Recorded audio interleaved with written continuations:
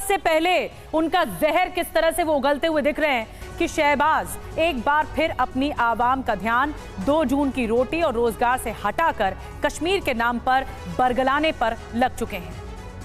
तो शहबाज शरीफ आज दूसरी बार पाकिस्तान के प्रधानमंत्री पद की शपथ तो ले रहे हैं। पिछले महीने हुए चुनाव में उनकी पार्टी बहुमत के आंकड़े से काफी पीछे भी रही और किसी तरीके से जोड़ तोड़ और साजिश से सरकार बनाने में वो जुटे रहे।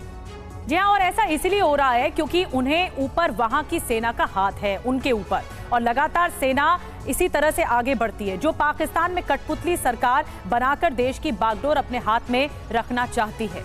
और इस बीच आपको बड़ी खबर ये बता दें कि शहबाज शरीफ ने फिर कश्मीर पर जहर उगला है। पाकिस्तान की नेशनल असेंबली में भाषण में बोले हैं शहबाज शरीफ, कश्मीर को आजाद कराना है। शहबाज ने कश्मीर की तुलना फिलिस्तीन से भी की। कश्मीर फिलिस्तीन पर प्रस्ताव लाने की अपील की गई।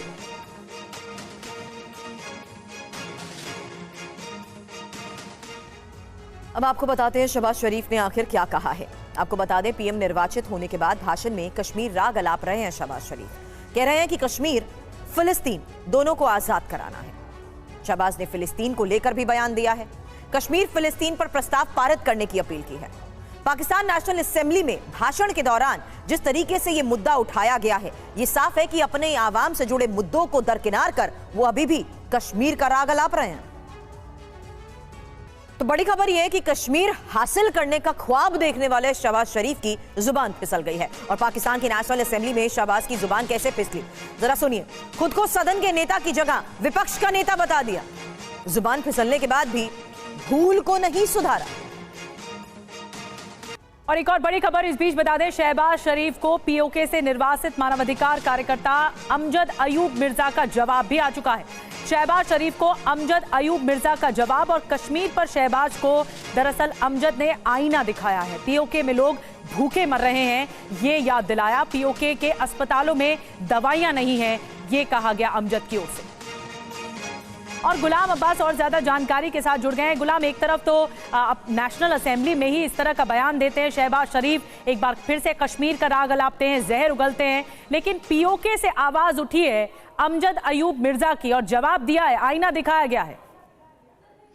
देखिए निधि, शहबाज शरीफ क्योंकि कल इलेक्ट हुए थे 8 फरवरी के इलेक्शंस के बाद, कल प्राइम मिनिस्टर का चुनाव था, तो उसके बाद एक जो भी पाकिस्तान में प्राइम मिनिस्टर इलेक्ट होता है उसका ये पॉलिसी स्टेटमेंट ये दिया जाता है। लेकिन ये शहबाज शरीफ की जो सरकार है ये चेंज डिफरेंट इसलिए है कि ये इतनी स्ट्रॉन्ग सरकार नहीं है, ये कितने दिन चलनी है अभी कुछ इल्म नहीं है।